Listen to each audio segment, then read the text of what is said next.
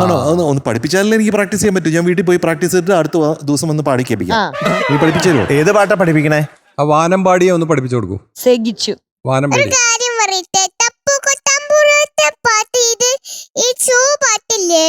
പഞ്ചതന്ത്രമുണ്ട്, ഇതിന്റെ പോലത്തെ തപ്പു കൊത്താമ്പുറുണ്ട്. ഇതിന്റെ രണ്ട് പാട്ടാണ് സെയിം. എനിക്ക് പഞ്ചതന്ത്രം പഠിച്ചാൽ മതി. ആലോചിക്കട്ടെ. ആലോചിക്കട്ടെ. ഇയാളെ ശിഷ്യനാക്കണമെന്ന് സെറ്റ്. ഗുഡ് ശിഷ്യൻ. പഠിപ്പിച്ചു. പഞ്ചതന്ത്രം കഥയിലെ പഞ്ചവർണ്ണക്കുടി. മധുര മനസ്സിലായോ? ചെറുതായിട്ട്.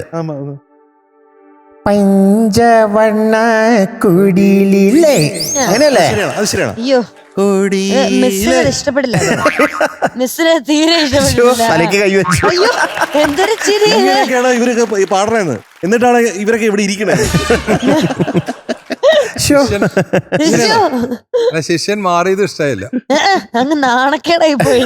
ഞാൻ എൻജിയാങ്കളെ മാത്രമല്ല പഠിപ്പിക്കാന്ന് പറഞ്ഞു. ഞാനാണ് മതിച്ചേട്ടനെ എന്തിനാ ഔട്ട് ചെയ്തത്? ഉണ്ണിയങ്ങളെ പഠിപ്പിക്കണില്ലേ? അടുത്ത ലൈൻ ഒന്ന് പറഞ്ഞു കൊടുക്കൂ. മധുവങ്ങൾ തന്നെ എന്നെ ഇവിടെ ഉദ്ദേശിച്ചിട്ടില്ലേ? ഏത് ലൈനാ? വാനമ്പാടി. ഞങ്ങൾക്ക് രണ്ടാ. പിന്നെയോ ഏതാ? കൂട്ടുകാരാണ്. ഒന്ന് പാടി. കൂത്തുകാർ.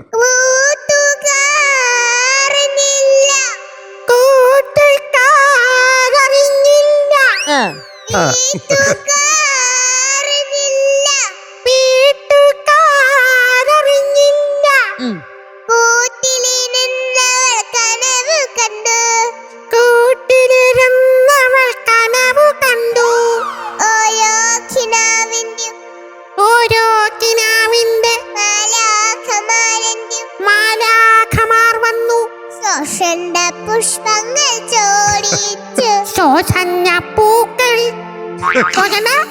പുഷ്പങ്ങൾ ചോദിച്ചു. പുഷ്പങ്ങൾ ചൂടിച്ചു. പുഷ്പം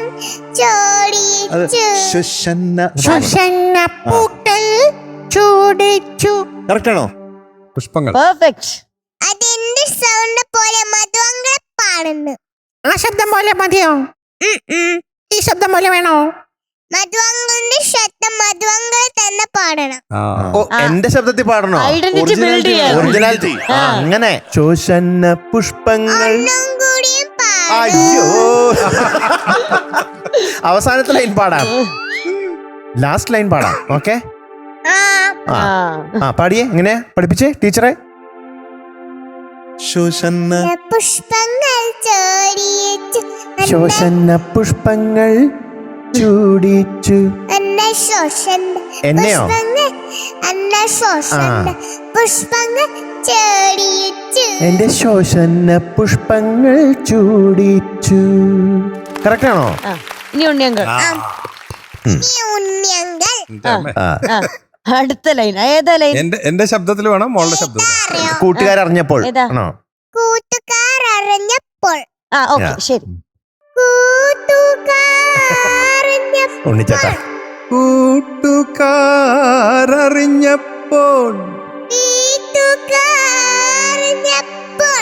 വീട്ടുകാരറിഞ്ഞപ്പോൾ